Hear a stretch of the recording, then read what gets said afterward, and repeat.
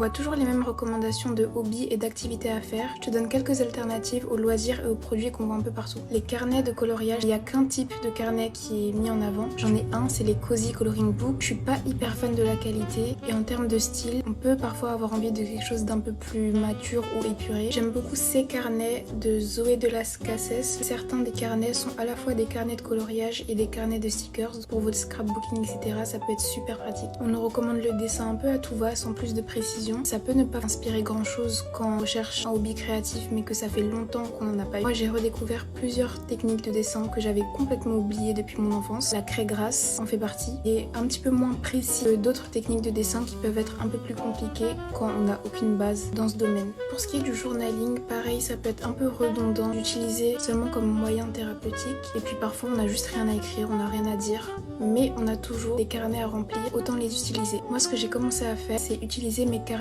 par thème. Carnet de recettes, carnet de lecture, carnet de revue de films, carnet de concerts. Des carnets, c'est vraiment mon domaine. Je ferai une vidéo si ça vous intéresse sur plein de types de carnets que vous pouvez créer. Les cartes de vœux. Cette année, la brigande de camp qui est en moi a vraiment commencé à se manifester. J'ai voulu être prête et organisée pour tout type de situation. Anniversaire, les fêtes. Je déteste être stressée dans ces moments-là et devoir courir, payer beaucoup plus cher que si j'avais été organisée. Donc se créer une petite boîte avec des cartes de vœux pour toutes sortes d'occasions, ça peut vous occuper pendant un bon moment et vous être très utile. Je suis revenue sur les hobbies hyper populaires ces dernières années parce que je trouve qu'ils peuvent être plus exploités. Je vais en faire une série de vidéos. Si vous avez vraiment envie d'apprendre un hobby comme une compétence, je serai là pour vous inspirer aussi.